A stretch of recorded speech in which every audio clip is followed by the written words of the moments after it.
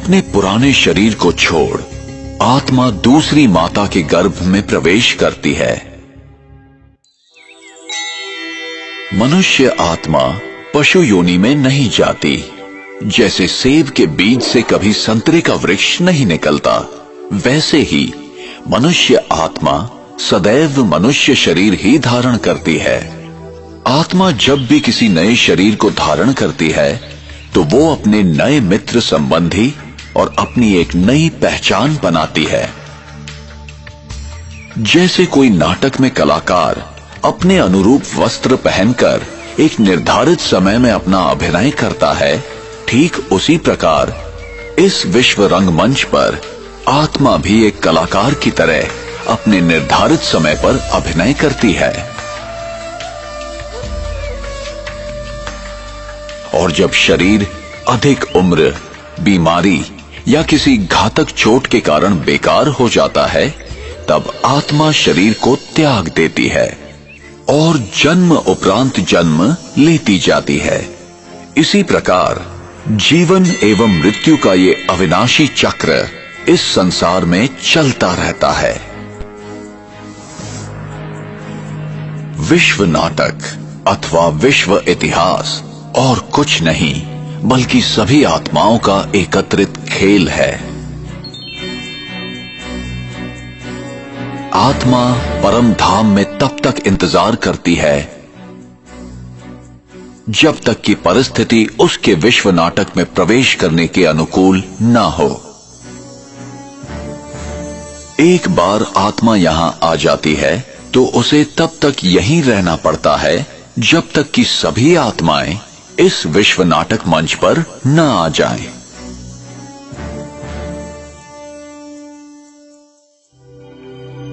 कर्म के सिद्धांत मनुष्य मात्र के अस्तित्व को बनाए रखने के लिए होते हैं। हमें कर्म का फल मिलता ही है, यही कर्म का नियम है अथवा क्रिया व प्रतिक्रिया का सिद्धांत। ये कैसे निर्धारित होता है कि कौन सी आत्मा किस गर्भ में और विश्व के किस कोने में जन्म लेगी, नर या नारी, किस रूप में? ऐसे अनेक प्रश्न हमें विवश करते हैं सही उत्तर की खोज के लिए। हम यहां क्यों हैं? मैंने यहां जन्म लिया और उसने वहां क्यों? मैं इस प्रकार का हूं और वो उस प्रकार का क्यों है? ये चीजें इस प्रकार क्यों हैं? क्या कोई ऐसा लिख देता है कि इसे ऐसा ही होना चाहिए? हमें कर्म का फल मिलता ही है, चाहे इस जन्म में या किसी भी जन्म में, और उत्तर सिर्फ इसी अविनाशी सत्य में निहित है। जो मैं करता हूं उसी अनुसार पाता हूं। ये बिना किसी पक्षपात के होता है। यही कर्म का नियम है अथवा क्रिया व प्रतिक्रिया का सिद्धांत। विश्व का कोई भी नियम बदल सकता है, पर ये नहीं।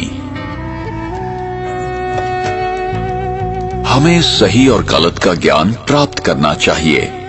ये हमारी व्यक्तिगत जिम्मेदारी है जिससे हमें ही फायदा है। और हमें ये समझकर कार्य करना है कि हमारे किस कर्म का हम पर, समाज पर और पर्यावरण पर क्या प्रभाव होगा।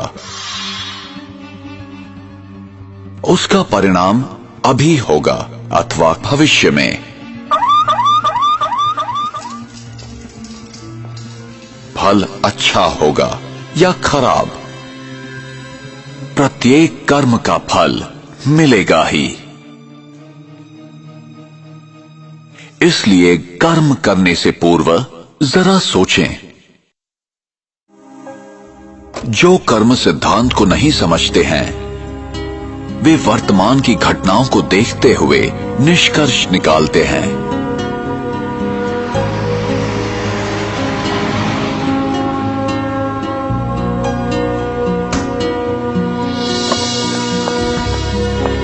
वे नहीं जानते कि भविष्य में क्या होने वाला है। उन्हें दृश्य के बदलने तक प्रतीक्षा करनी चाहिए। कैमरास कैमरास कैमरास, तो चेहरे पे fresh look important part of fitness. In a shocking incident today, British Airways flight BA582 from Mumbai to Manchester. प्रत्येक घटना के पीछे कोई न कोई कारण विद्यमान होता है। यही कर्म का नियम है।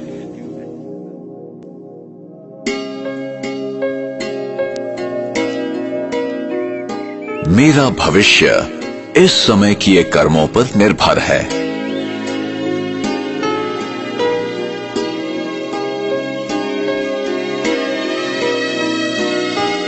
इसलिए गलत तथा श्रेष्ठ कर्मों की कलम से हम अपनी भविष्य जीवन की कहानी लिखते हैं।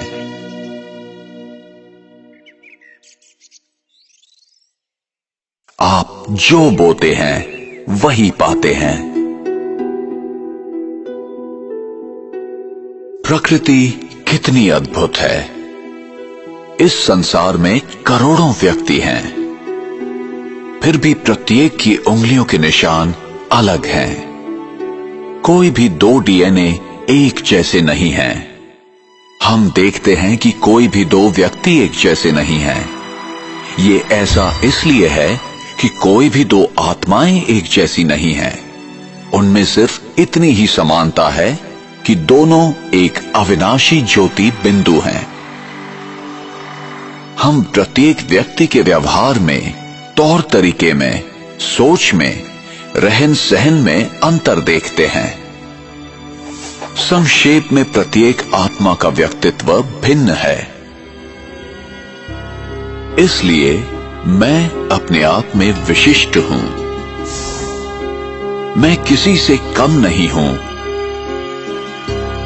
या किसी से बड़ा नहीं हूं। जब मैं महसूस करता हूं कि मैं संसार में अद्वितीय हूं, मैं यहां अपना एक विशेष किरदार निभाने और जिम्मेदारी पूर्ण करने आया हूं, तो मैं अपना भविष्य गढ़ सकता हूं। मैं आत्मा, अति सूक्ष्म दिव्य ज्योति बिंदु हूं। ये शरीर और संसार जिसमें मैं रहता हूं, एक दूसरे से सूक्ष्म, भावनात्मक एवं अदृश्य संबंध में जुड़े हुए हैं। मेरा प्रत्येक विचार, आचरण और कार्य मुझे और सारे विश्व को प्रभावित करता है। मानवीय संवेदनाएं प्रकृति और अन्य प्राणियों पर भी प्रभाव डालती हैं, बल्कि उनमें भावनात्मक बंधन है। अतः संसार में सभी के प्रति शुभ एवं कल्याणकारी भावनाओं का वितरण करना हमारा कर्तव्य हो जाता है। जो कुछ हमारी दुनिया में हो रहा है, वो हमारी चेतना शक्ति का दृश्यांकन है। संक्षेप में कहा जा सकता है कि देह भान के प्रभाव में किए गए कर्म संकुचित और आध्यात्मिक शक्ति विहीन होते हैं। इनसे क्रोध, घृणा, ईर्ष्या, लोभ जैसी संवेदनाएं उत्पन्न होती हैं, जिनसे समाज में विरोध, संघर्ष, अन्याय एवं दुख, कष्ट फैलता है।